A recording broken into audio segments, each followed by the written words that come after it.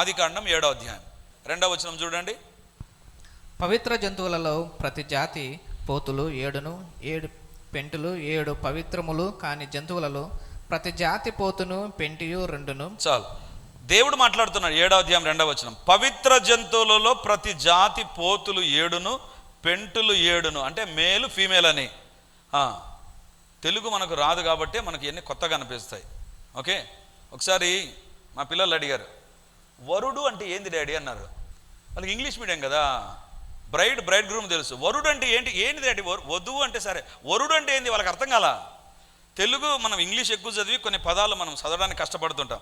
పవిత్ర జంతువుల్లో ప్రతి జాతి పోతులు 7 పెంటలు 7, అంటే మేల్ అండ్ ఫీమేల్గా ఇవి పవిత్రము కాదని చెప్పాడు.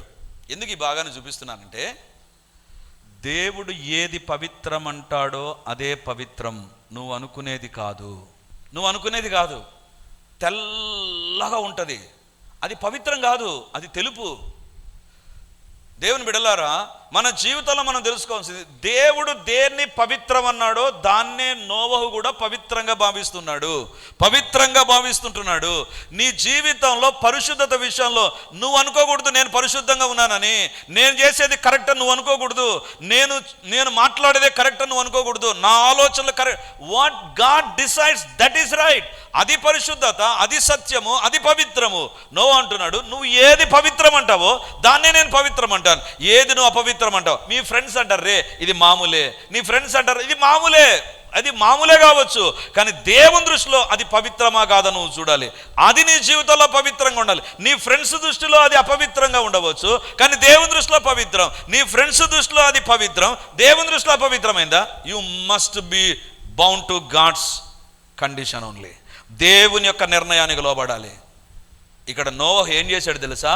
పవిత్ర పక్షులు, పవిత్ర జంతువులో ఉన్న వాటిని తీసుకున్నాడు, వాటిని బలి ఇచ్చాడు. నాకు వచ్చిన రెండవ ప్రశ్న ఏంటంటే, దేవుడు నోవహుకు ఏమన్నా బలి ఇవ్వమని చెప్పాడా? చెప్పలేదు కదా. బయటికి రా అన్నాడు అంతే, బలి ఇవ్వమని దేవుడు చెప్పలేదు కదా. మరి ఎందుకు బలి ఇచ్చాడు? మన భాషలో చెప్పాలంటే ఓవర్ చేశాడు కదా. నోవహు ఓడలోంచి వస్తున్నా దేవుడు ఏమన్నా చెప్పాడా బలిపీఠం కట్టి బలి ఇవ్వమని? చెప్పలేదు. లేదా పవిత్ర పశువులు, పవిత్ర జంతువులు తీసుకొని బలి ఇవ్వమని దేవుడు చెప్పాడా? చెప్పలేదు. దేవుని బిడ్డలారా, ఓడలోనికి రా అని చెప్పడం, ఓడ నిర్మించు అని చెప్పడం, ఓడలో నుంచి బయటికి రా అని చెప్పడం, అది దేవుని దగ్గర నుంచి వచ్చిన ఆజ్ఞ. బయటికి వచ్చిన తర్వాత నువ్వు ఏం చేయాలనో నీ వాలంటరీగా రావాలి.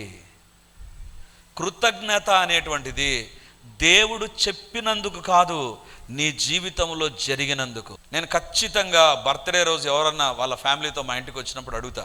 బర్త్డే వాళ్ళ అమ్మది కానీ వాళ్ళ నాన్నది అయితే పిల్లల్ని అడుగుతా, మీరేమన్నా ఇచ్చారా మీ మమ్మీకి డాడీకి గిఫ్ట్? ఎందుకు తెలుసా? పిల్లలకు తీసుకోవడమే తెలుసు, ఇవ్వడం తెలడంలో ఈ దినాల్లో.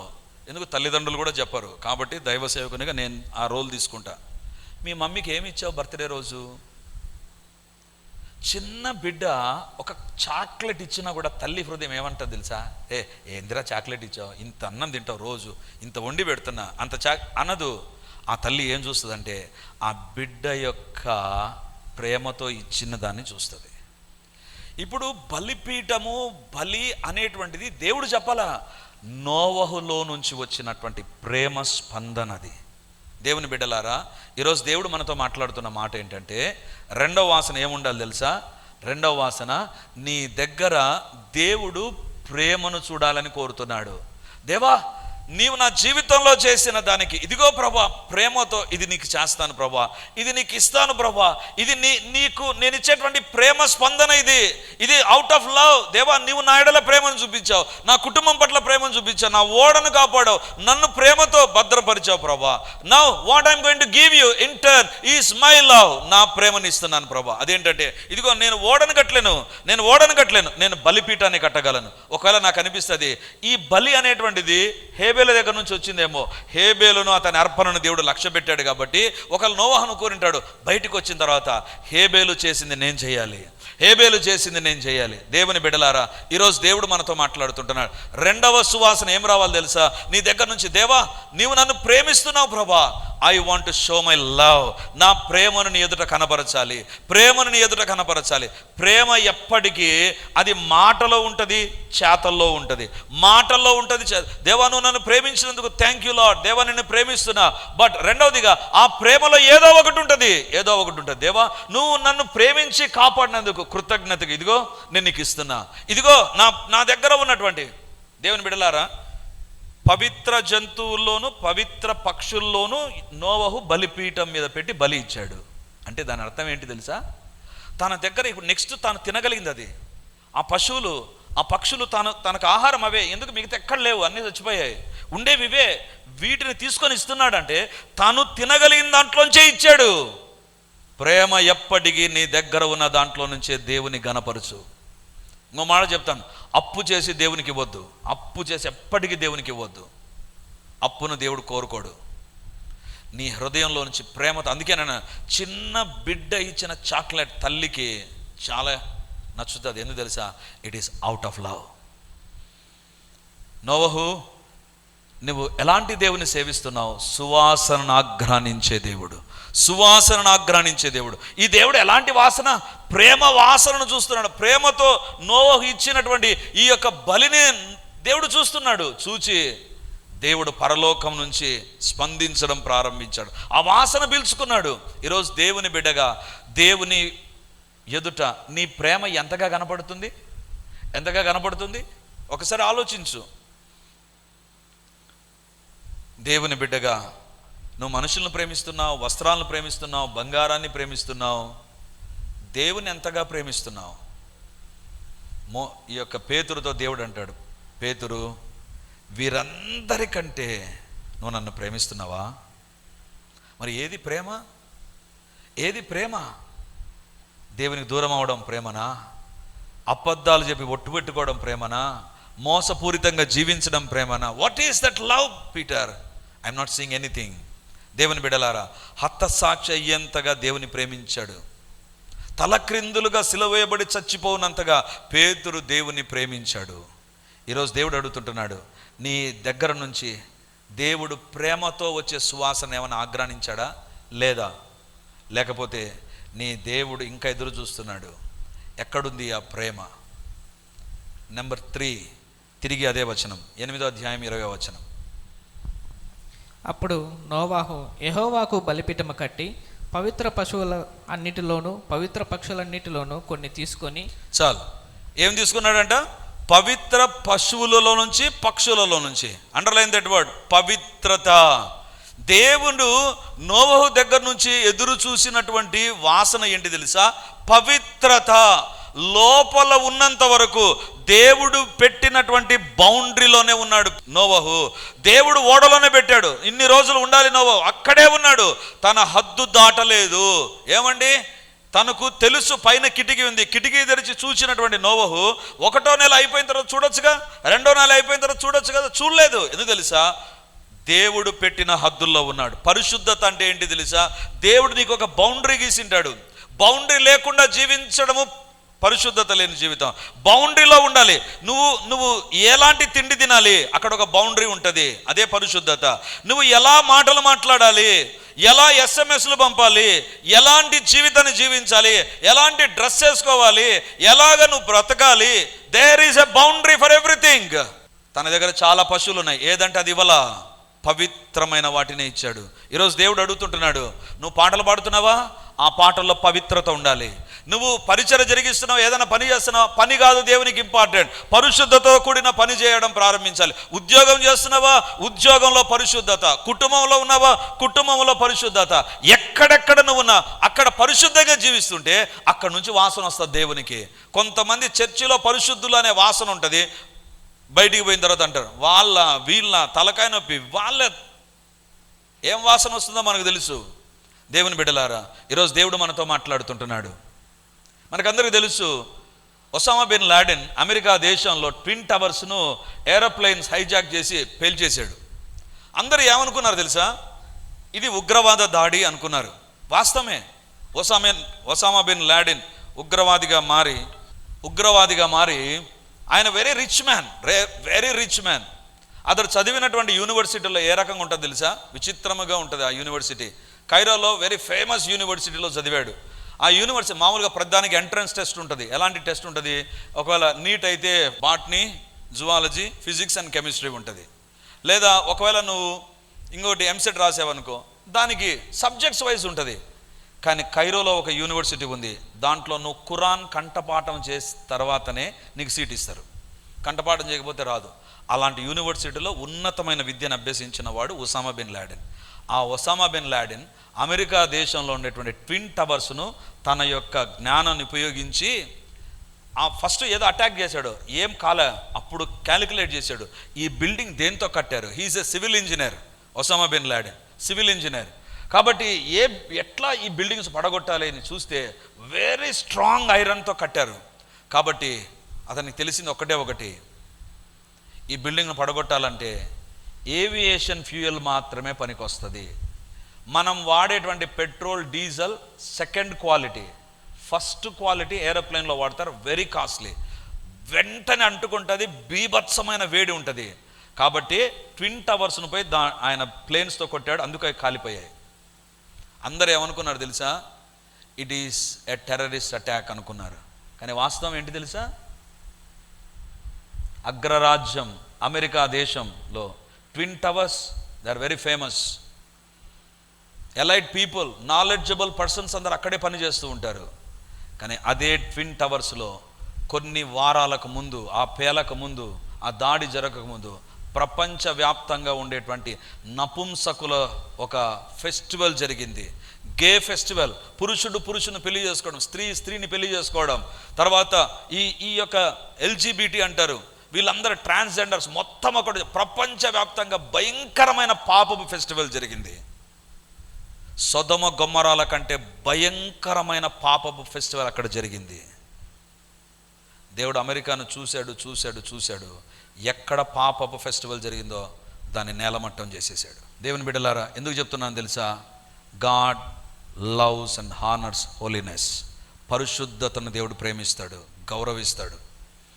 అందుకే నోవహు పవిత్రమైన జంతువులను తీసుకొని వచ్చి దేవుని దృష్టిలో ఏది పవిత్రమో దాన్నే పవిత్రంగా చూశాడు, ఏది అపవిత్రమో దాన్ని అపవిత్రంగా చూశాడు. ఈరోజు నీ జీవితంలో ఏం లేదు బ్రదర్, ఏం లేదు, టైం పాస్ కోసం చూస్తున్న సీరియల్, టైం పాస్ కోసం చూస్తున్న షార్ట్స్, టైం పాస్ కోసం, అది పరిశుద్ధతన పాపమా నీకు తెలుసు. బట్ టైం పాస్ అయిన దాన్ని ఒకటి పెట్టుకొని దాంతో నువ్వు చూస్తున్నావు. గుర్తుంచుకో, if you play with God, one day God can play with you. నువ్వు దేవునితో ఆటలాడడం నీకు చేతనైతే దేవుని తెలుసు నీతో ఆటలాడడం. నోవహు బయటికి వస్తుండగానే చేసిన పని ఏంటి తెలుసా? లార్డ్, నేను లోపల పరిశుద్ధంగా ఉన్నాను, బయట కూడా పరిశుద్ధంగా ఉండాలి అనేటువంటి ఆలోచనతో పవిత్ర పశువుల నుంచి, పవిత్ర జంతువుల నుంచి బలి ఇచ్చాడు. దేవుని బిడ్డలారా, నీ జీవితంలో, నా జీవితంలో పవిత్రత అనే సువాసన దేవుడు కోరుతున్నాడు. ఒకటి కృతజ్ఞత సువాసన, 2 ప్రేమతో కూడిన సువాసన, 3వదిగా పరిశుద్ధత, పవిత్రతతో కూడిన సువాసన, 4వదిగా బైబిల్లో చూస్తే చూడండి, అదే ఆదికాండం 8వ అధ్యాయం 20వ వచనం. అప్పుడు నోవాహు యెహోవాకు బలిపీఠము కట్టి పవిత్ర పశువులన్నిటిలోను పవిత్ర పక్షులన్నిటిలోను కొన్ని తీసుకొని ఆ పీఠము మీద దహన బలిని అర్పించను. ఏం చేశాడంట? బయటికి తీసుకొని వచ్చావు ప్రభా, థ్యాంక్ యూ అని కుటుంబంతో కలిసి చేతులెత్తి దేవానికి స్తోత్రం అని చెప్పలేదు. బలిపీఠాన్ని కట్టి బలి ఇచ్చాడంట. దేవుని బిడ్డలారా, ఇందాక నేను చెప్పాను, అసలు దేవుడు చెప్పలేదు బలి ఇవ్వమని. మళ్ళీ ఎందుకు ఇచ్చాడు బలి? ఎందుకు ఇచ్చాడు? 1 సంవత్సరం 10 రోజులు నోవహు ఓడలో ఉండగా ఏం జరిగింది తెలుసా? ఈ 1 సంవత్సరం 10 రోజులు నోవహు దగ్గర సెల్ ఫోన్ లేదు, నోవహు దగ్గర వాట్సాప్ లేదు, నోవహు దగ్గర సోషల్ మీడియా లేదు. నోవహు దగ్గర ఒకటి ఉంది, నా పూర్వీకులు ఎలా జీవించారు, నా పూర్వీకులు దేవునికి ఎలా సంతోషపెట్టారు, ఎవరు దేవుని సంతోషపెట్టారు, దేవుడు నాతో మాట్లాడి ఓడను కట్టించాడు, జలప్రలయాన్ని దేవుడు తీసుకొని వచ్చాడు, నన్ను నా కుటుంబాన్ని కాపాడు. ఓడలో కూర్చొని నోవహు ఆలోచన చేయడం ప్రారంభించాడు. దేవా నా పూర్వీకులు ఏ రకంగా ఉన్నారు, నేను కూడా వాళ్ళ మార్గాలను అడగాలి, ఆ మార్గాల్లో నడవాలని ఆలోచన చేస్తుండగా తనకంటే కొన్ని తరాల ముందు జీవించినటువంటి హేబేలు జ్ఞాపకం వచ్చింటాడు. హేబేలును దేవుడు అంగీకరించాడు అంటే హేబేలు బలే కదా, కాబట్టి హేబేలు లాగా దేవునికి నేను విధేయత చూపుతా. బలి ఇవ్వడం అనేటువంటిది హేబేలు చేశాడు. హేబేలు లాగా నేను దేవునికి బలి ఇస్తా. దేవుని బిడ్డలారా, ఇది ఏం వాసన తెలుసా? విధేయత వాసన. నువ్వు దేవునికి చూపే విధేయత ప్రతి చోట అన్నిటికంటే బేసిక్ థింగ్ దేవుడు చూసేటువంటిది ఏంటి తెలుసా? నీ దగ్గర ఎంతగా విధేయత చూపుతున్నావు, ఎంతగా విధేయత చూపుతున్నావు, ఎంతగా విధేయత చూపుతున్నావు. దేవుని బిడ్డలారా, చాలా సంవత్సరాల క్రిందట, అంటే when I was studying eighth class అవుతున్నటువంటి దినాల్లో Christ is the answer team అని ఒక టీం వచ్చింది కడపకు వచ్చింది. సో ఈ టీంలో ఉండేటువంటి వాళ్ళు పరిచయం జరిగిస్తారు, కొన్ని నెలలు పరిచయం చేశారు. ఆ తర్వాత కొన్ని సంవత్సరాలకు కొంతమంది ఆస్ట్రేలియా దేశం నుంచి వచ్చారు. వాళ్ళను పిలుచుకొని వచ్చినటువంటి అంకుల్ మా నాన్నకు బంధువు అవుతారు. ఆయన మా నాన్నకు ఫోన్ చేసి అడిగారు, సుధాకర్, వీళ్ళు హోటల్స్లో ఉండరు, ఎందుకంటే ఈ ఫారినర్స్కు ఒకటి ఏమంటే ఒక ప్రోటోకాల్ పెట్టుకున్నారు.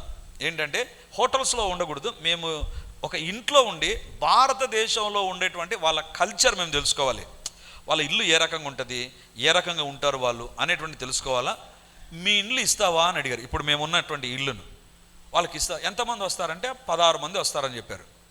సో మా నాన్న ఏం చేశారంటే, మా అమ్మ మా నాన్న మాట్లాడుకొని మొత్తం ఇంట్లో ఉండేటువంటి మా డ్రెస్సులు అన్నీ సర్దుకొని సూట్ కేసులో పెట్టి మా అవ్వోళ్ళ ఇంటికి వచ్చి, ఉదయాన్నే మా అమ్మోళ్ళు రెడీ అయ్యి వెళ్ళిపోతారు. రాత్రి పడుకోవడానికి మాత్రమే మా అవ్వోళ్ళ ఇంటి మొత్తం వాళ్ళ ఇంటికి ఇచ్చాం. మేము పిల్లలం, మేము ఏదో ఎరేజర్ మర్చిపోయింటాం, నేరుగా ఆ ఇంట్లోకి పోయి అన్న గూట్లో ఎరేజర్ తీసుకుంటాను, వాళ్ళు ఆడ పడుకుంటారు. వాళ్ళని చూసాను, హలో సుధీర్ థ్యాంక్ యూ అంటారు. నేను ఒకసారి థ్యాంక్ యూ అంటే ఓకే థ్యాంక్ యూ వెల్కమ్ అన్నాను. నేను ఎప్పుడు పోయినా ఎరేజర్కి పోతే, పెన్సిల్కి పోతే, బ్యాగ్కి పోతే, నోట్బుక్ పోయి ఎప్పుడు పోయినా చూడు పోతానే thank you Sudhir, you have given your house, thank you Sudhir. విసుగెత్తింది నాకైతే, ఇదేం రా బ్యాచ్ ఇది. కనబడితే ఎంతమంది ఉంటారు, నాకు ఎంతమంది వాళ్ళు చెప్పే మాట అదే, thank you so much, thank you, you have sacrificed, మా కోసం త్యాగం చేసి బయట ఉన్నారు మీరు. 1 రోజు 2 రోజులు ఏంది, ఒక 30 రోజులు ఉన్నారు మా ఇంట్లో. 30 రోజులు ఇదే తలకాయ నొప్పి. పోవాలంటే భయం వేసేది నాకు. ఎప్పుడు థ్యాంక్ యూ చెప్తారు. వాళ్ళు వెళ్ళిపోయిన తర్వాత నేను దేవుని సేవలోనికి వచ్చిన తర్వాత ఒకరోజు దేవుని వాక్యం చదువుతుండగా దేవుని యొక్క వాక్యంలో ఒకటి రాయబడిన మాట జ్ఞాపకం వచ్చింది నాకు. ఏంటి తెలుసా? వాళ్ళు ఎందుకు అన్నిసార్లు థ్యాంక్ యూ చెప్పారు? ఒకటి, వాళ్ళకి లార్జ్ ఖర్చు మిగిలిపోయింది. 2, మా ఇంట్లో ఉన్నారు, దే హ్యావ్ లెర్న్, అంటే మన భారతీయులు లేదా కడపలో ఉండేవాళ్ళు ఏ రకంగా ఉంటారు, ఫ్యామిలీ సెటప్ ఏ రకంగా ఉంటుంది, వాళ్ళ ఇల్లు వాళ్ళ బెడ్డింగ్ ఏ రకంగా ఉంటుంది, మొత్తం వాళ్ళకు అర్థమైపోయింది. కృతజ్ఞులై ఉండుడి అని బైబిల్ ఒక మాట ఉంది. ఒక్కరి ఎడల ఒకరు కృతజ్ఞులై ఉండుడి. వాళ్ళు దేనికి విధేయత చూపించారు తెలుసా? నాకు అది ఒక విచిత్రమైనటువంటిదిగా ఉన్నింది. కానీ వాళ్ళు వాక్యానికి విధేయత చూపించారు. ఎంత విధేయత చూపించారంటే వాళ్ళు అన్నారు, మా ఫ్రిడ్జ్ మొత్తం వాళ్ళదే, ఏముండవు, మొత్తం వాళ్ళ ఆస్ట్రేలియా నుంచి పార్సల్ వస్తుంది, మొత్తం అన్నీ ఉంటాయి. ఫ్రిడ్జ్ తెరిచామా వాళ్ళ మాంసం, వాళ్ళ ఫుడ్, వాళ్ళ బ్రెడ్, వాళ్ళ మటను అన్నీ వాళ్ళే ఉంటాయి, మొత్తం వాళ్ళే ఉంటాయి.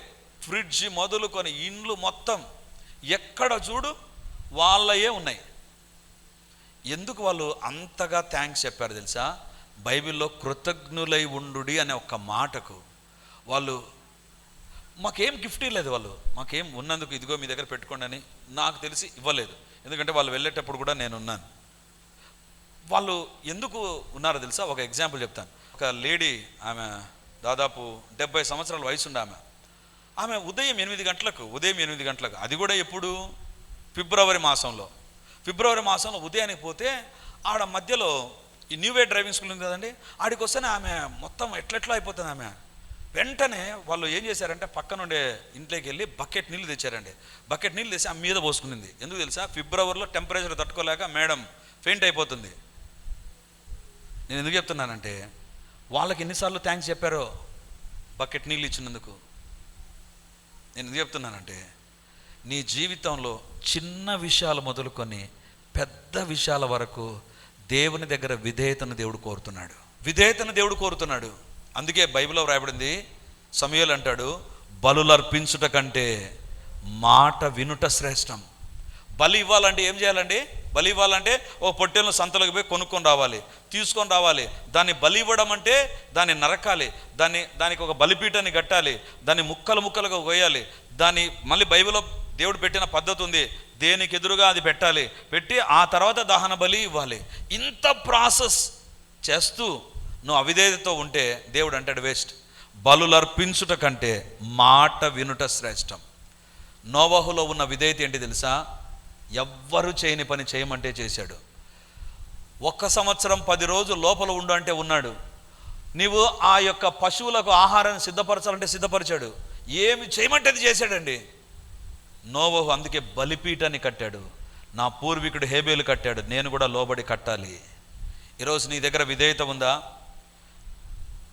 దేవుడు నీ జీవితంలో విధేయతను చూడాలని కోరుతున్నాడు. విధేయతలో చాలా సందర్భాలు గుర్తుంచుకోండి, వ్యతిరేకించే వాళ్ళు ఎక్కువగా ఉంటారు. చర్చికి వెళ్దాము అంటే వ్యతిరేకించే వాళ్ళు ఉంటారు, పరిశుద్ధంగా జీవించడానికి వ్యతిరేకించే వాళ్ళు ఉంటారు, ప్రార్థన చేసుకుందాం వ్యతిరేకించే వాళ్ళు ఉంటారు. కానీ వీటి మధ్య, వ్యతిరేకతల మధ్య నీవు చూపేటువంటి విధేయత, ఇట్ ఈస్ కౌంటెడ్.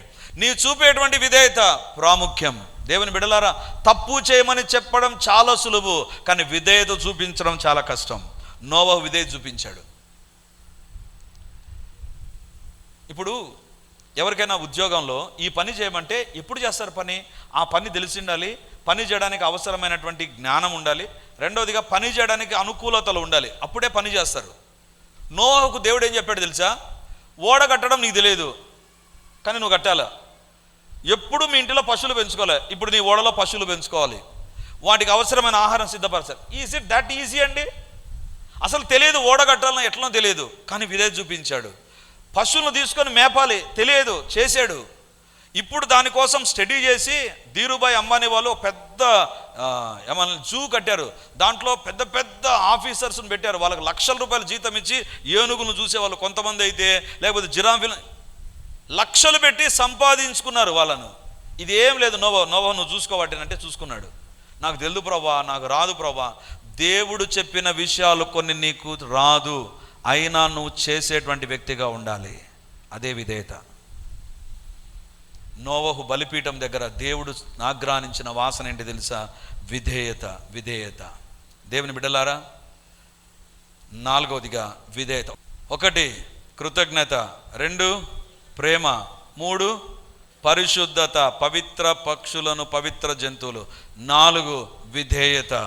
5వదిగా గమనిస్తే, అప్పుడు నోవహు యెహోవాకు బలిపీఠము కట్టెను, బలి అర్పించగా దేవుడు ఇంపైన సువాసనను ఆగ్రహించెను. ఇప్పుడు నాకు ఒక డౌట్ అండి. బలిపీఠము కట్టి బలి అర్పించేటప్పుడు నోవహు ఏం చేశాడు? అది కాలిపోతూ ఉంటుంది, ఆ పశువు కాలిపోతూ ఉంటుంది, ఆ పొగ పైకి వెళ్తూ ఉంటుంది, ఆ వాసన వస్తూ ఉంటుంది. నోవహు ఏం చేసింటాడు చెప్పండి? అది చూసినప్పుడు అనుకుని ఉంటాడు, ప్రభువా ఈ బలిపీఠం మీద పశువులు ఉన్నాయి చూసావా, దానిలాగా నేను ఉండాలి ప్రభువా, కానీ నన్ను ఓడలో పెట్టావు. నేను కూడా చచ్చిపోవాల్సిన వ్యక్తిని ప్రభువా, నన్ను ఓడలో పెట్టావు, నా కుటుంబాన్ని పెట్టావు, నన్ను కాపాడావు ప్రభువా. అది కాలుతూ ఉండగా నోవహు దేవునికి ప్రార్థన చేస్తూ ఉంటాడు, ప్రభువా థ్యాంక్ యూ లార్డ్, నాకు గొర్రెలు చూసుకోవడం రాదు, జంతువులను చూసుకోవడం రాదు, అయినా నాకు నేర్పించావు, నావి ఆ మాట వినేటట్టు చేసావు. వాటికి ఆహారం పెట్టినప్పుడు వాటికి ఒకవేళ హెల్త్ ప్రాబ్లమ్స్ వస్తే అండి, ఒక ఇంటికి నేను వెళ్ళాను, వెళితే వాళ్ళు ఏం చేశారు తెలుసా? ఒక చిన్న బెడ్ లాగా ఉంది. నేను అడిగాను ఏంటి బెడ్ అన్నాను. మనిషి పట్టుకునే బెడ్ కూడా లేదు, అది చిన్న బెడ్. వాళ్ళు అన్నారు పిల్లికి పెట్టాము అన్నారు. నేను అడిగాను పిల్లికి ఎందుకు పెట్టారు, పిల్లి ఆడనే ఉంటుంది కదా అన్నాను. లేను, ఇది లండన్ నుంచి వచ్చిన పిల్లిది, లండన్ నుంచి వచ్చిన పిల్లికి అది బెడ్లో పెడితేనే పండుకుంటుందంట, వేరే చోట పండుకోదు. అది నాటు పిల్లి కాదు, అది కడప పిల్లి కాదు, లండన్ పిల్లి. కాబట్టి ఏం చేయాలి, అది దానికి పిల్ల వేయాలి. ఇప్పుడు నోవహు దగ్గర ఒక జంతువు ఉండేది, ఎన్ని జంతువులు వచ్చింటాయో, నిద్ర రాకుండా ఒక్కొక్క జంతువు ఎంత రచ్చ చేసింటుందో, ఏం చేసింటాడో. దేవుని బిడ్డలారా, వీటన్నిటిని జ్ఞాపకం చేసుకున్నాడు. ప్రభువా నీకు స్తోత్రం. దేవా ఈ బలిపీఠం లాగా కాలిపోవలసిన నా జీవితాన్ని, లేదా ఈ పశువులాగా కాలిపోవాల నా జీవితాన్ని, నేను కూడా జల సమాధి కావలసిన నా జీవితాన్ని నువ్వు కాపాడావు ప్రభా. ప్రార్థన. అందుకే బైబిల్లో వ్రాయబడింది, నేను చేతులెత్తుట సాయంకాల నైవేద్యం వలె ఉండునుగాక, నా ప్రార్థన నీ సన్నిధిని ధూపం వలె వచ్చునుగాక. దేవుని బిడ్డలారా, ప్రార్థన అనే సువాసనను దేవుడు ఆఘ్రానించాడు. ఈరోజు అడుగుతున్నా, నీవు ప్రార్థన చేసుకుంటున్నావా? నీ ఇంటిలో ప్రార్థన ఉందా? మనం ప్రార్థనకి ఎంతగా వస్తున్నాం? చర్చికి వస్తాం, ఆల్ నైట్ ప్రేయర్ అంటే రామ్, ప్రేయర్ జరుగుతున్నాయంటే రామ్. నీ దగ్గర నుంచి ప్రార్థన అనే సువాసన లేదు నీ దగ్గర, నీ ఇంటిలో లేదు. దేవుడు అంటున్నాడు, నీవు ఎన్నిసార్లు ప్రార్థన చేస్తావని చూస్తున్నాను. దావీదు అంటాడు, నేను సాయంకాలమున, ఉదయమున, మధ్యాహ్నమున ప్రార్థన చేస్తాను ప్రభువా. సాయంకాలమున ఒక ఆఫీసర్ ఎంత బిజీగా ఉంటాడండి, కానీ సాయంకాలాన ప్రార్థన చేసే వ్యక్తి దావీదు. ఈరోజు నువ్వు అంటున్నావు నేను చాలా బిజీ. లుక్ ఎట్ డేవిడ్, దావీదును చూడు, అంత బిజీ షెడ్యూల్లో he could spend some time with God. దేవుని బిడ్డలారా, ఈరోజు దేవుడు మనతో మాట్లాడుతున్నా, ప్రార్థన అనే సువాసనను దేవుడు ఆఘ్రానిస్తున్నాడా? భూమిపైన ఈరోజు తక్కువగా వినిపించేవి ఏంటి తెలుసా? ప్రార్థనలు. కొర్నేలి, నీ ప్రార్థనలు పరలోకంలో వినబడ్డాయి. కొర్నేలి, ఇంటిలో కొర్నేలి చేసే ప్రార్థన పరలోకంలో వినబడింది. నీ ఇంటిలో ఏమి వినబడుతున్నాయి? ప్రార్థనలు కాదు, టీవీ శబ్దాలు, సెల్ ఫోన్ శబ్దాలు, గొడవలు వినబడుతున్నాయేమో. ప్రార్థన ఎక్కడుంది? ఈరోజు దేవుడు అడుగుతుంటున్నాడు, ప్రార్థన అనే సువాసన. లేదా నీ ప్రార్థనలో ఏముందో ఒకసారి ఆలోచించు. ఏదో చేసుకోవాలి కాబట్టి ఏదో కొద్దిసేపు ప్రార్థన చేసి అలా వెళ్ళిపోతున్నావా? నీ ప్రార్థన సువాసన ఉందో లేదో ఒక్కసారి ఆలోచించమని కోరుతున్నాను. దేవుని బిడ్డలారా, 5 సువాసనలు నేను చెప్పాను. ఈ 5 మనలో ఉన్నాయా? ఈరోజు దేవుడు మనతో మాట్లాడుతున్నాడు. ఓడలో నుండి బయటికి వచ్చిన తర్వాత లోపల ఎట్లున్నాడో బయటికి వచ్చిన తర్వాత ఇంకా భక్తిగా కనపడ్డాడు. కానీ విచిత్రమైన విషయం చెప్తాను.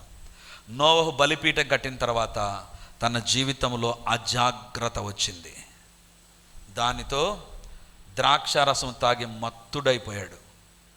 ఒక్కరోజు భక్తి జీవితం నిన్ను పరిశుద్ధునిగా ఉంచదు. Be careful always. ప్రతిరోజు నువ్వు ఎంత జాగ్రత్తగా ఉండాలనో అంత జాగ్రత్తగా ఉండాలి. నువ్వు బండిలో పోతున్నావా? గాలుందా? పెట్రోల్ ఉందా? డబ్బు ఉందా? కీ తీసుకున్నామా? దీంట్లో లైసెన్స్ ఉందా? హెల్మెట్ ఉందా? అన్నీ తీసుకొని వెళ్తావు. లేదా మీ భార్యనో ఇంట్లో వాళ్ళు చెప్తారు ఇది లేదు అది లేదని. You will be taking care. మరి నీ ఆత్మీయ జీవితాన్ని గురించి ఎంత జాగ్రత్త వహిస్తుంటున్నావు? నీ దగ్గర కృతజ్ఞత సువాసన వస్తుందా? నీ దగ్గర ప్రేమతో కూడిన సువాసన వస్తుందా? పరిశుద్ధతో కూడిన సువాసన వస్తుందా? విధేయతతో కూడిన సువాసన వస్తుందా? నీ జీవితంలో ప్రార్థన అనే సువాసన వస్తుందా? ఈరోజు ప్రభు మనతో మాట్లాడుతుండగా, నీ దేవుడు ఎవరు తెలుసా? సువాసనను ఆఘ్రానించే దేవుడు. ఈజ్ ఎ గాడ్, యావే నిక్ ఆక్. యావే నిక్ ఆక్. He is a God who inhale the fragrance. ఆయన సువాసనను ఆఘ్రానించే దేవుడు. ఈరోజు నీ దగ్గర నుంచి అలాంటి వాసన రాకపోతే ప్రభు ఎదుట ప్రార్థన చేసుకుందాం. వాక్యాన్ని వింటున్నటువంటి దేవుని బిడ్డలారా, ప్రార్థన టీవీలో వాక్యాన్ని వింటున్న దేవుని బిడ్డలారా, ఈ యొక్క లైవ్ కార్యక్రమాలు చూస్తున్న దేవుని బిడ్డలారా, మీకందరికీ ఒక ప్రత్యేకమైన ప్రకటన ఇప్పుడు నేను తెలియజేస్తున్నాను. ఈ ఆదివారం నుంచి ప్రతి ఆదివారం రిడీమర్లో 3 ఆరాధనలు జరుగుతాయి. మొదటి ఆరాధన 8 గంటలకు, రెండవ ఆరాధన 10:30కు, మూడవ ఆరాధన సాయంత్రం 7 గంటలకు. సో ఈ 3 ఆరాధనలో ఇక ప్రతి ఆదివారం ఒక్కొక్క సర్వీసులో ఒక్కొక్క దేవుని నామాన్ని మనం ధ్యానం చేయబోతున్నాం. వేల కొలది దేవుని నామాలను గురించి మనము చూస్తాం బైబిల్లో. కాబట్టి దేవుని బిడలమైతే మనం ఎల్లప్పుడూ దేవుని నామాన్ని స్మరిస్తూ ఉండాలి. స్మరిస్తూ ఉండాలి. సో కాబట్టి ఈ యొక్క వాక్యాన్ని ఆధారం చేసుకొని ప్రతి ఆదివారం 3 ఆరాధనలో దేవునికి సంబంధించిన వివిధ నామాలు, దైవ నామ ధ్యానాలు అనేటువంటిది మనం కలిగి ఉండబోతున్నాం.